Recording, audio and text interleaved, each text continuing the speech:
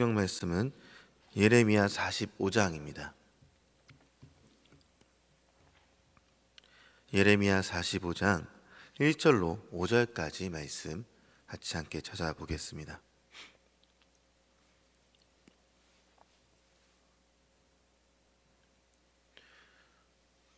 본문의 말씀을 교독하겠습니다. 제가 먼저 1절 읽겠습니다. 유다의 요시야 왕의 아들 여호야김 넷째 해에 네리야의 아들 바룩이 예레미야가 불러주는 대로 이 모든 말을 책에 기록하니라. 그때 선지자 예레미야가 그에게 말하여 이르되, 바룩아, 이스라엘의 하나님 여호와께서 내게 이같이 말씀하셨느니라. 내가 일찍이 말하기를 화로다. 여호와께서 나의 고통에 슬픔을 더하셨으니 나는 나의 탄식으로 피곤하여 평안을 찾지 못하도다. 너는 그에게 이르라. 여호와께서 이와 같이 말씀하시기를, 보라, 나는 내가 세운 것을 헐기도 하며 내가 심은 것을 뽑기도 하나니 온 땅이 그리하겠거늘. 우리 함께 읽겠습니다. 내가 너를 위하여 큰 일을 찾느냐? 그것을 찾지 말라. 보라, 내가 모든 육체의 재난을 내리리라. 그러나 내가 가는 모든 곳에서는 내가 너에게 내 생명을 노량물 주듯 하리라. 여호와의 말씀이니라. 아멘. 네, 오늘도 하나님의 사랑이 각 가정 가운데 함께 있기를 소망합니다. 오늘은 예레미야 45장 말씀으로 하나님의 방법이 납득되지 않을 때, 하나님의 방법이 납득되지 않을 때라는 제목으로 본문 말씀 보도록 하겠습니다. 자, 고등학교 때 처음 악기를 이제 손에 잡게 되었었는데요. 그때 좀 재밌었던, 처음 악기를 잡았을 때가 가장 재밌었던 것 같습니다. 제 입을 통해서 악기 소리가 나는 게 신기했었고, 그리고 고등학교 이제 동아리 방에서 소리를 내서 하는 방법들을 배우고, 그리고 악보를 읽어서 한음 만들어내는 것이 그 자체가 너무 기분이 좋더라고요. 그렇게 악기를 불면서 한 2달 정도가 지나게 됐을 때 선배들과 동기들과 함께 합주라는 것을 하게 됐습니다. 서로의 악기 소리를 악보를 읽은 대로 내어서 전 잘하고 있다고 생각하면서 열심히 강하게 잘 소리를 내면서 부르고 있었습니다. 근데 지휘하시는 선생님이 연주를 이어나가다 말고 계속 멈춰 세우시더라고요. 그러면서 하시는 말씀이, 누가 자꾸 욕심을 내느냐, 이렇게 말씀하시는 것입니다. 네, 저는 이 말이 무엇을 뜻하는지 전혀 몰랐고, 한 번도 아니고 계속해서 멈추게 하는 것이었기 때문에 무슨 일이 있는지 좀 두리번거리고 그렇게 있었습니다. 그런데 주변은 조용했고 주변 사람들은 다 저를 보고 있더라고요. 주위의 시선이 저를 바라보고 있었고, 선생님은 다시 한번 저를 바라보시면서 말씀해 주십니다. 악기 소리를 내는데 욕심을 좀 내려놓으라고요. 합주를 처음 시작한 저는 이해하지 못했고, 선생님께서는 이제 그때부터 말씀하시면서 설명해 주셨습니다.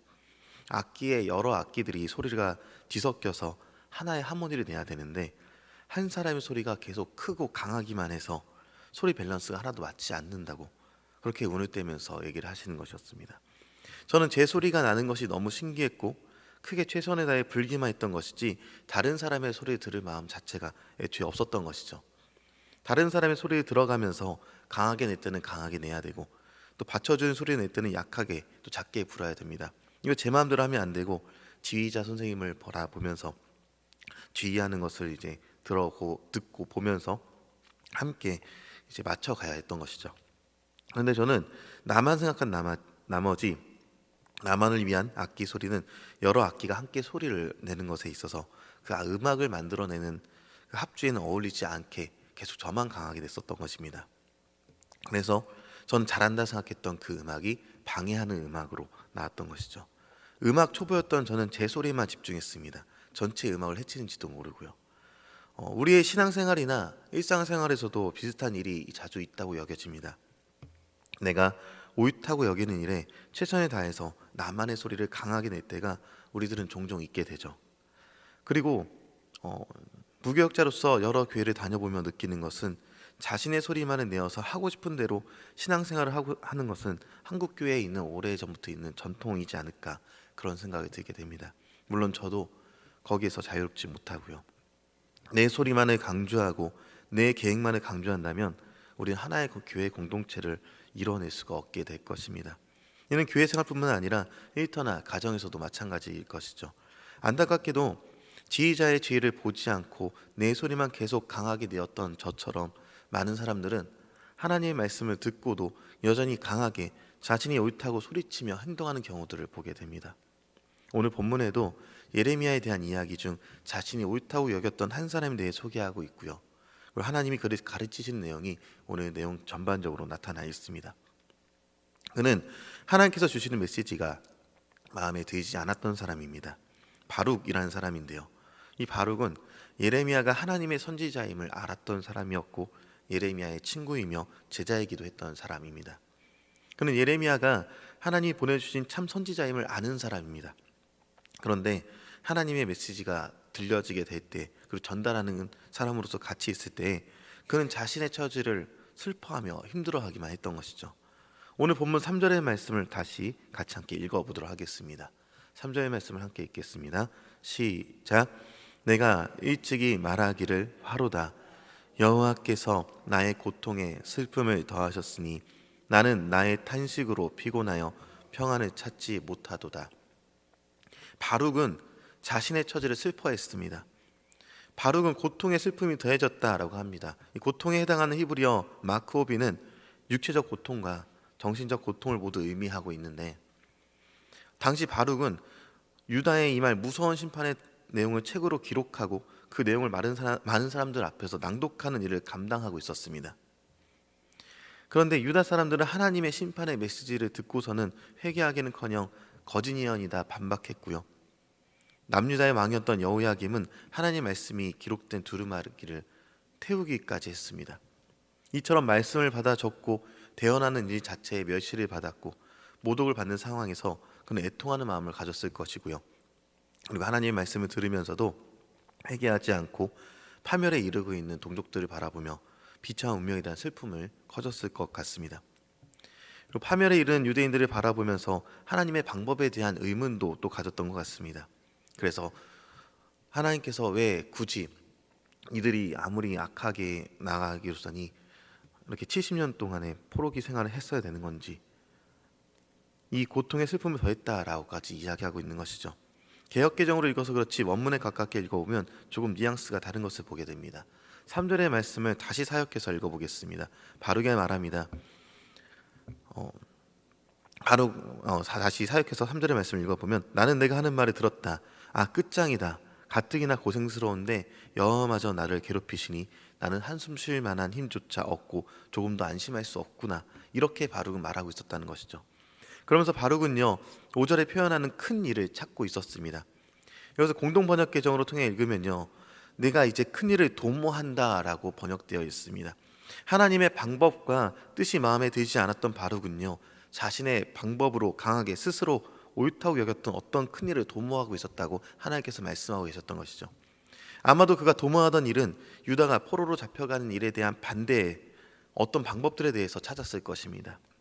그런데 하나님은요 이 일에 대해 그만두라 라고 말씀하십니다.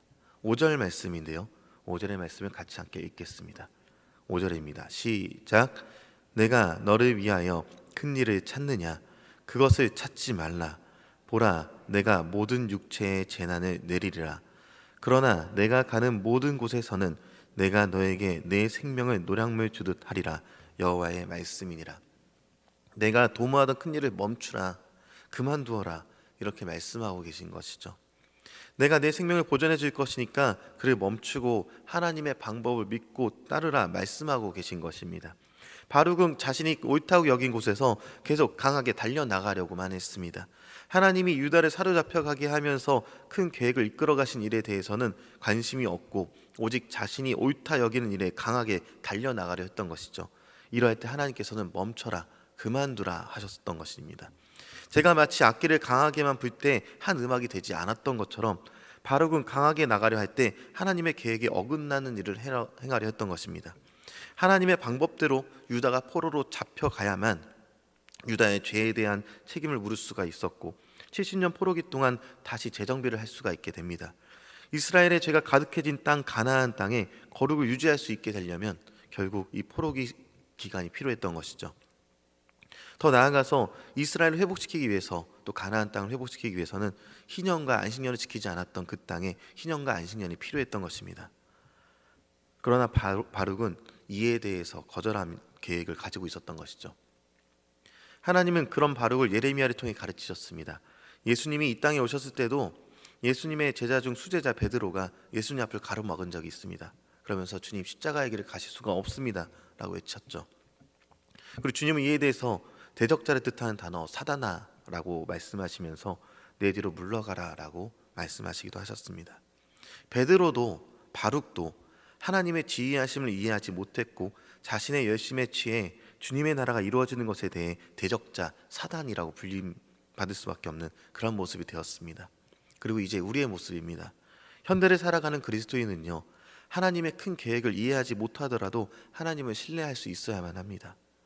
내 소리만을 주장하는 것에서 내려와서 하나님의 주권에 대한 믿음을 가져야 하는 것이죠.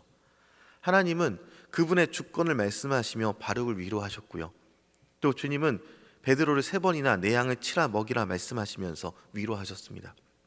그리고 주님은요, 하나님의 백성인 저와 여러분을 위로하실 것입니다. 그리고 주님을 신뢰하길 원하시는 것이죠. 어쩌면 하나님의 방법이 내가 원하는 방법과 내 생각과 다를 때도 있을 것입니다. 약하게 소리 내야 할 때 있었던 오케스트라의 악기처럼 우리 하나님의 말씀에 순종하는 훈련을 이제부터 해야 하는 것이죠. 그러면 하나님의 말씀이 어떻게 이루어질지 우리는 다 모를지라도 신뢰한다면, 하나님의 말씀 믿기만 한다면 궁극적으로는 하나님께서 가장 선하신 길로 이끄실 것을 기대하며 믿으며 나아가게 될 것입니다. 여러분의 일터에서, 여러분의 가정에서, 우리가 속한 모든 곳에서 하나님의 말씀을 계속해서 듣고 순종해 나아가는 저와 여러분이 되기를 소망합니다. 기도하겠습니다.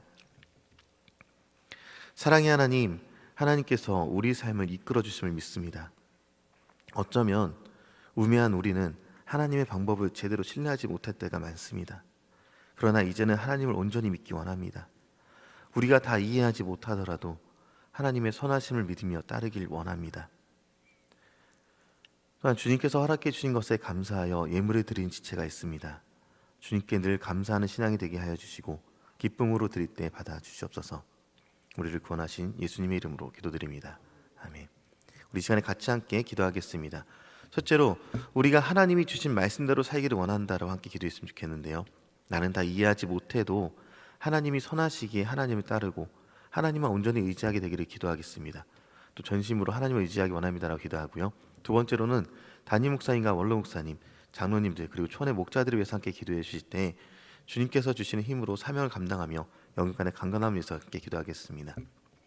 또 새일의 성령 집회를 준비하고 있는 가운데 있습니다. 이를 위해 우리가 사모함과 갈급함으로 나아가겠다고 기대하시고요, 또 은혜 내려주시기를 함께 기도하며 나아가기 원합니다. 마지막으로 주위 환우들, 특별히 마음에 시험 들어 어려움 당한 지체들이 있다면 우리 하나님께서 위로해 달라고 같이 함께 기도하기 원합니다. 우리 주여 함께 외치고 기도하겠습니다. 주여! 하나님 감사합니다. 이 시간 주님의 은혜를 사모하며 기도하기 원합니다. 하나님, 우리가 하나님이 주신